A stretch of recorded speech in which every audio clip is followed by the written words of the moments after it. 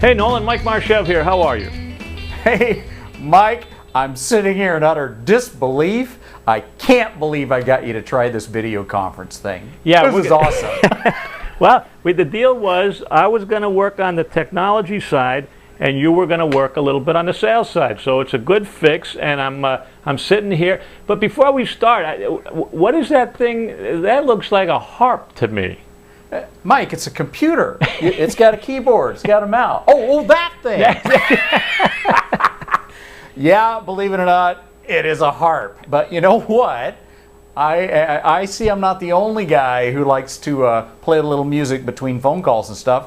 Is that a guitar? You know how to play that thing? Well, yeah, that number one, that is a guitar. One of two. I have one in Florida, one. I don't carry them back and forth. But let me tell you a funny story.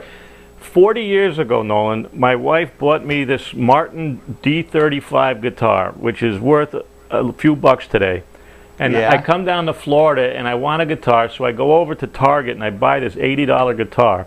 And I'm telling you something, that $80 guitar sounds better than the Martin. Is that right?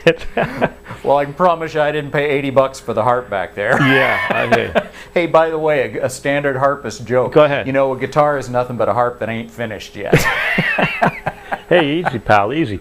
You know, I won't go into this now, but when I was younger, I went into Greenwich Village with that guitar, set up my little case up on a street corner, and I played for money. No way. Yep, that's right, but we're not going to go any further than that because I don't want any more questions. So, are you kidding? Of course I'm going to go further than that. Why didn't you stick with it? You probably would have made more money than all this other stuff we're trying to do together. Well, I'm telling you, I listened to my good friend Tom Rush, and I said, boy, if I played the guitar for 40 years, I would have been pretty good by now.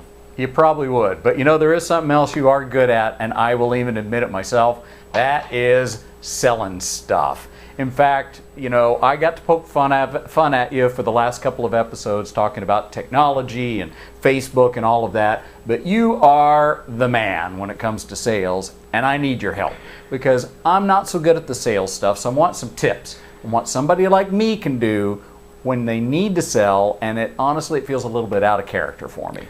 Well, I'm gonna step up to the plate, but you're gonna not necessarily like what you're gonna hear. And here's what it is that I learned this a long time ago. And when I was teaching school at Fairleigh Dickinson University, Nolan, I would ask the kids, I'd say, when you graduate from this school, from this college, how many people want to make a lot of money? And they all raised their hands. They're 18-year-old kids, want to graduate, make a lot of money. I said, how many want to help people? And they all raised their hand. And I said, okay, how many people would like to be your own boss? And once again, they all raised their hand. And then I asked the ringer, I said, okay, you want to help people, make some money, be your own boss. How many people, when you graduate, want to be in sales? And not one person raised their hand. I wouldn't raise my hand, no, that's for sure. But I don't know, what does one have to do with the other? Yeah, and I'll tell you one, because the reason why they didn't raise their hand is because if you go up to a stranger and say sales, people think manipulation, they think aggression, they think lying, cheating, car salesman, insurance salesman. The secret, Nolan, is that a salesperson is nothing of that nature. The quieter you are, the more intent you are, the more Nolan-esque you are, the better off you're going to be, because sales today is not about talking, it's not about pitching, it's not about overcoming objections, it's not about selling up, it's all about asking questions and listening for one and one reason only. And the reason is, can I help these people? Okay. And if you understand, go ahead.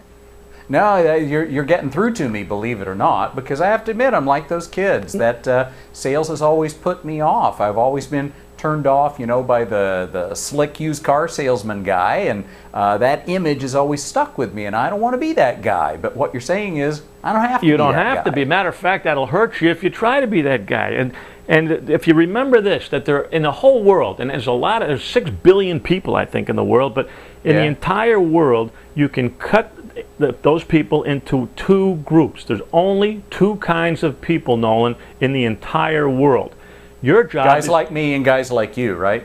Well, yes, I think you're onto something there. Harpists and guitar players. That's right. Okay, but all right. No, what did you really mean? The 2 types are people you can help and the other kind. That's all there are. What do you mean, the people who want your help? No, Well, I know what you're saying. Yeah, I mean, the people you can't help. The people you can help, who again want your help, who let you help them. Some people need your help and won't let you. But I'm not going to fast talk you. I'm not going to talk you into liking me. If I can help you, I am in position to help you. Now, if you want my help, I'm all for it. Now, if you have that mindset of asking questions, listening, and wanting to help people, that leads me to my final and last point, and that is this. And this is why you can be so good at it, Nolan. Well, I'm all ears then. Let's hear it. Well, listen and listen tight, my friend. Okay. People will do business with people they like. And you happen to be a likable, and I'm not just blowing up your skirt here. People will do business with people they like, so work on your likability, not you. You've already got it. You attract people to you, and that's what sales is all about, is being approachable, and then I'll decide if I can help you, and if I can, then we have a deal going, and if not, then have a nice day. You know, believe it or not, this is starting to make sense to me. And maybe you're onto something here. So maybe in our next couple of shows, we should try to fine-tune this a little bit more and get more specific. What do you think, Mike? Well, I'll be glad to do that, and that will leave you more time to go back and practice your harp, and maybe I can get you to play a few songs on it. Are you kidding? That'd make everybody tune out of this show forever. Well, listen, I'm glad we're back on the air, and let's try to keep it going. You betcha, buddy. Hey, take care, and thanks for trying the video thing. Okay, Nolan, my pleasure, man. All right, Let's hope it works. All right. Okay, bye. Take care. Bye. Bye.